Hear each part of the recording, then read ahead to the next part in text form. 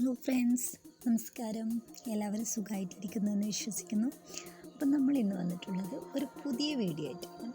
എല്ലാവർക്കും ഉപകാരപ്രദമുള്ള ഒരു പുതിയ കുഞ്ഞു വീഡിയോ ആയിട്ട്. അപ്പോൾ എല്ലാവരും ഇത് സ്കിപ്പ് ചെയ്യാതെ ഈ വീഡിയോ ഫുള്ളായിട്ട് കാണണം.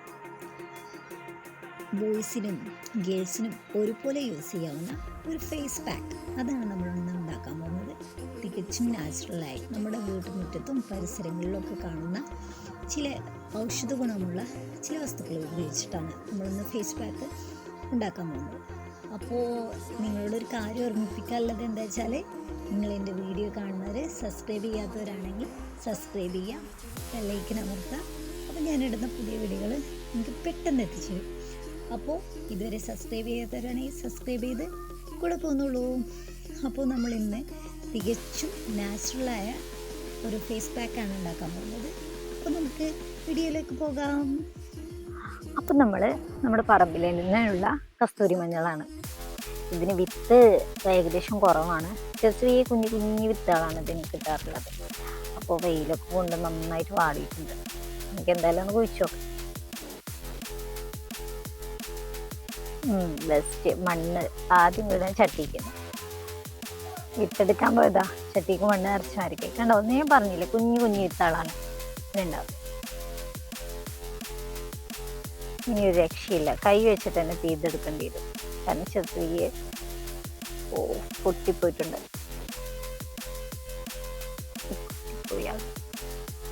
കൈ വെച്ചിട്ടൊന്നും എടുക്കാം. ഇത് ഏകദേശം കുറച്ച് വലിയ വിത്താണ്. അപ്പോൾ നമുക്കിത് മതിയാവും. അപ്പം ഇത്രയും മതിയാവും നമുക്ക്. ഒരുപാട് ഔഷധ ഗുണങ്ങളുള്ളതാണ്. അപ്പോൾ അടുത്തത് എന്ന് പറയുന്നത് നമ്മുടെ തുളസിയാണ്. തുളസിനെ കുറിച്ച് നമുക്ക് പറയേണ്ട ആവശ്യമില്ലല്ലോ. അപ്പോൾ തുളസി നമുക്ക് കുറച്ചെടുക്കണം. അപ്പോൾ ഏകദേശം നമ്മൾ തുളസിയും മഞ്ഞളും എടുക്കും. ഇനി നമ്മുടെ പറമ്പ് തന്നെയില്ല, വേലിക്കലുള്ള ചെമ്പരത്തി പറിക്കാനാണ് നമ്മൾ പോകുന്നത്.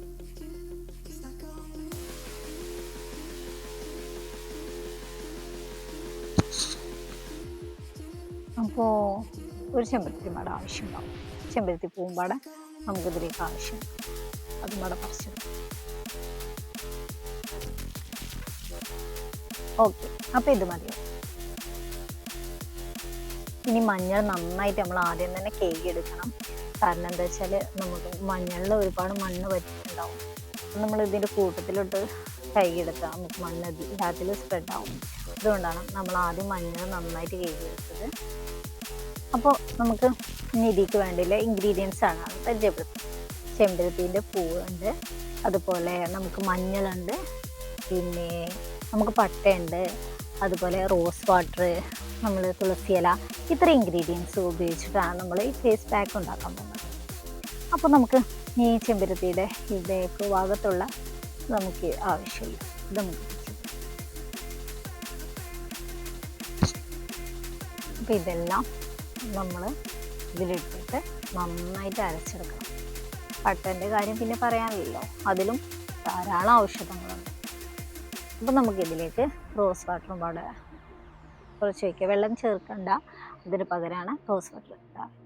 ശകലം മതി, ഒഴിച്ചാൽ മതി. നന്നായിട്ട് ചതച്ചെടുക്കാം. നന്നായിട്ട് ചതച്ച് അരച്ചെടുക്കാം നമുക്ക്.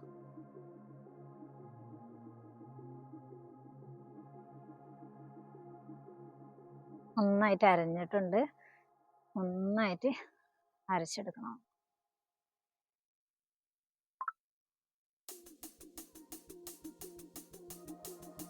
അപ്പോൾ നമുക്ക് ഇതൊരു പാത്രത്തിലേക്ക് മാറ്റാം.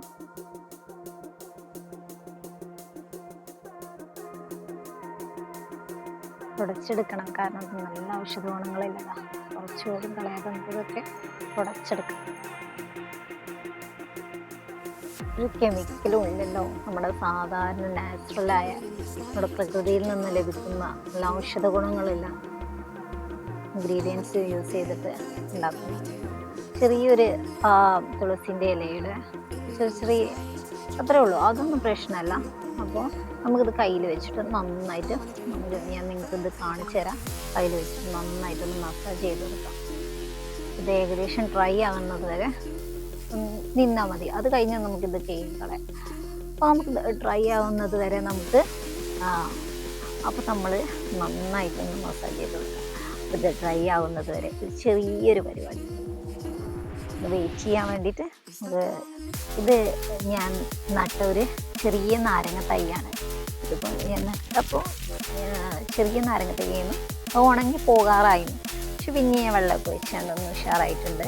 പിന്നെ ഇത് തൊട്ടപ്പുറത്തുള്ളത് കാന്താരിയാണ്. അത് ഞാൻ നട്ടായിരുന്നു.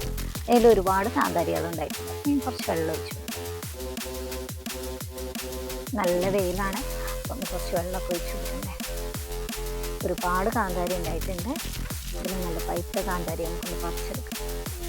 ഏതായാലും നമ്മൾ കൈ ഡ്രൈ ആകാൻ കുറച്ച് ടൈം വേണ്ടേ. അതുകൊണ്ട് നമുക്ക് ചെറിയൊരു തട്ടിക്കുട്ടി പരിപാടി.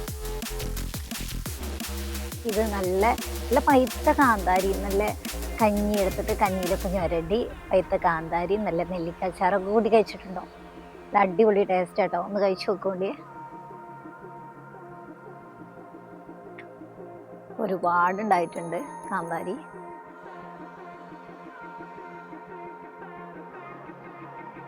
വെള്ളമൊക്കെ ഒഴിച്ച് നല്ല സുന്ദര കുട്ടനായിട്ടിരിക്കുന്നു.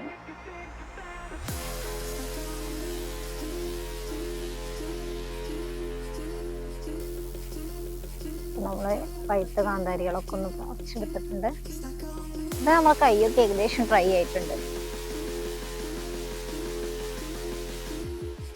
നമുക്കിത് ഒന്ന് കളയാം. കൈയൊന്ന് കഴുകാം കേട്ടോ. കാന്താരി ഇവിടെ നിൽക്കട്ടെ.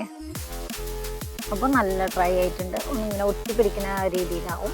നമ്മളിങ്ങനെ ഒരു ഡ്രൈനെസ് ആവില്ല. ആ ഒരു രീതി ആവുമ്പോൾ നമുക്കിത് വെള്ളം ഉപയോഗിച്ചിട്ട് കഴുകാം. നന്നായിട്ട് കളയാം. മഞ്ഞ കളറൊന്ന് പോകാൻ വേണ്ടി നമ്മൾ സോപ്പ് യൂസ് ചെയ്ത് കഴുകണം.